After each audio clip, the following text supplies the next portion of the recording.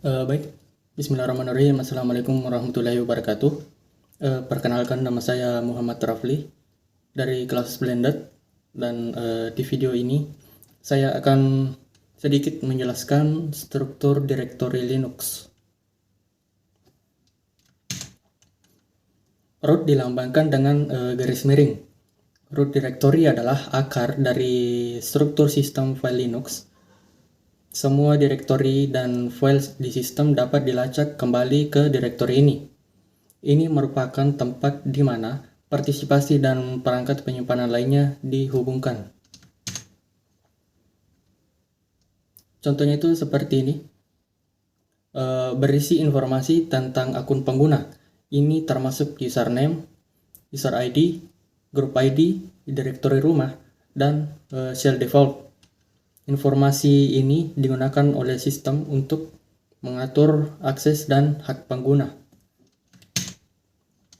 Bin atau binary.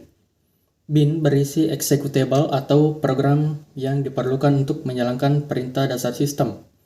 Ini termasuk perintah seperti ls atau list file, cp copy file, dan mv movie file.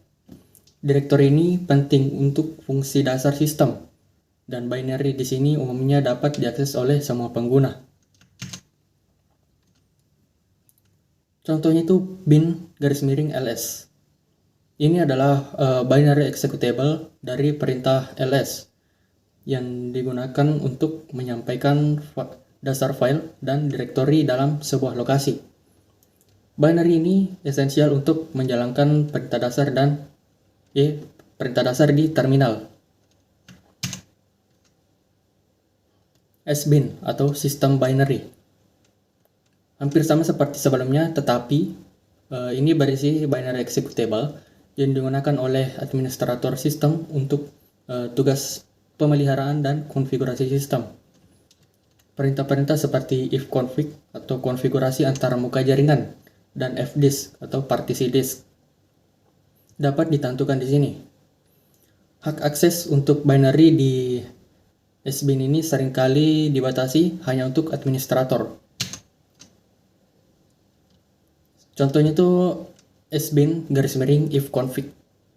Ini adalah binary executable dari perintah ifconfig yang digunakan oleh administrator sistem untuk mengonfigurasi antarmuka pada sistem, konfigurasi jaringan pada sistem.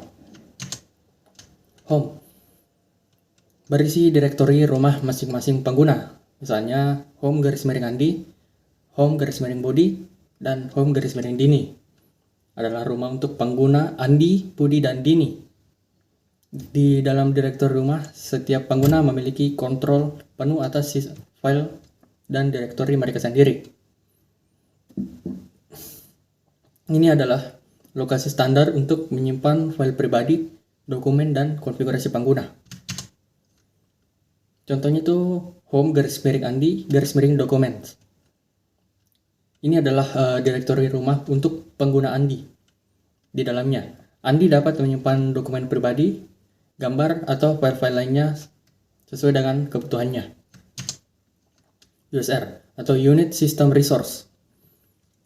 USR berisi file sistem dan program aplikasi yang tidak esensial untuk proses booting atau pemeliharaan sistem. Ini mencakup _USR _bin atau binary aplikasi, itu USR lib atau library, dan user _share dapat data yang digunakan oleh aplikasi. Direktori ini dapat memiliki ukuran yang besar karena menyimpan banyak program tambahan. Contohnya itu seperti USR _bin _Firefox. Ini adalah binary executable untuk aplikasi browser web Firefox.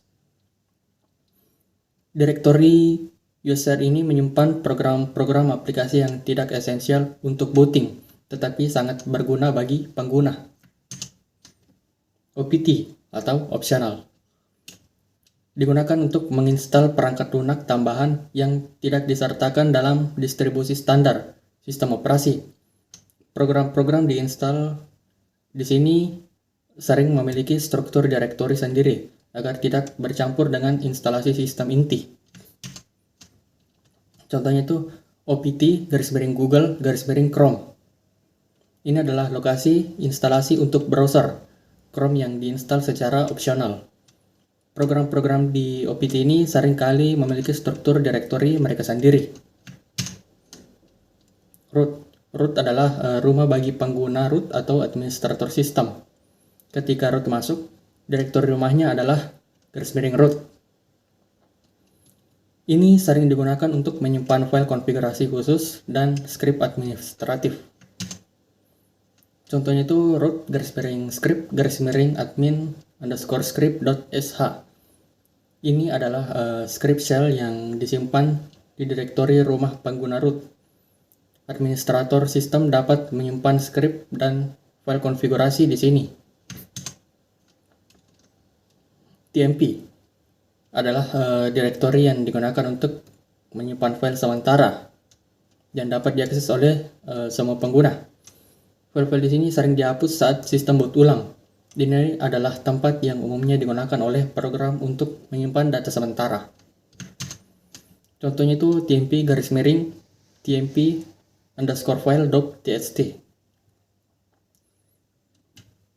Ini merupakan file sementara yang digunakan oleh sistem aplikasi atau proses tertentu.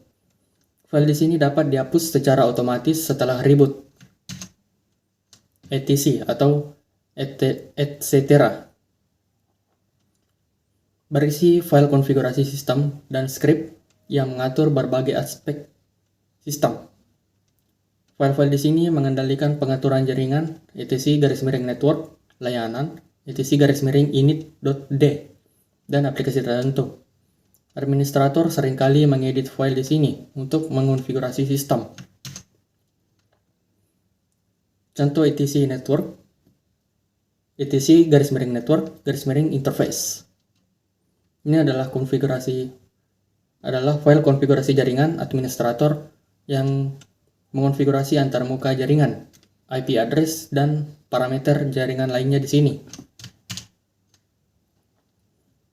MMT digunakan untuk memount sistem berkas eksternal atau partisi sementara. Ini memberikan lokasi yang nyaman untuk mengakses sementara perangkat penyimpanan tambahan seperti USB drive atau partisi disk eksternal. Contohnya itu mnt_USB_drive. Ini bisa menjadi lokasi di mana administrator atau pengguna memount perangkat penyimpanan eksternal seperti USB drive untuk mengakses data. Selanjutnya itu var atau variabel, berisi data variabel yang cenderung berubah ukurannya selama waktu. Ini termasuk file log system, var_log, file change, basis data, dan file yang berubah lainnya. Log system penting untuk memantau aktivitas sistem. Contohnya itu var_log_syslog.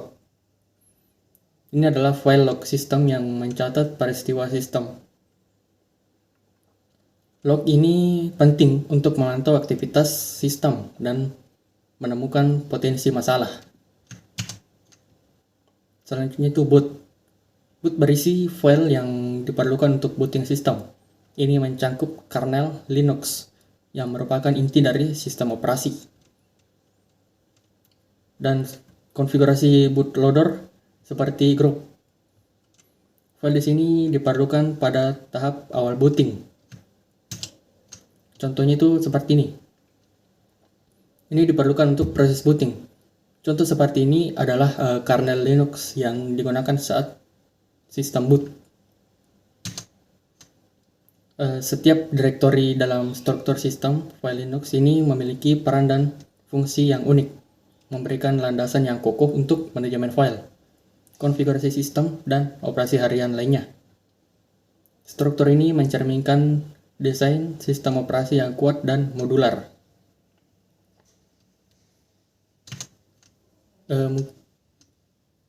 Mungkin sampai di sini saja untuk video ini. Saya akhiri. Assalamualaikum warahmatullahi wabarakatuh.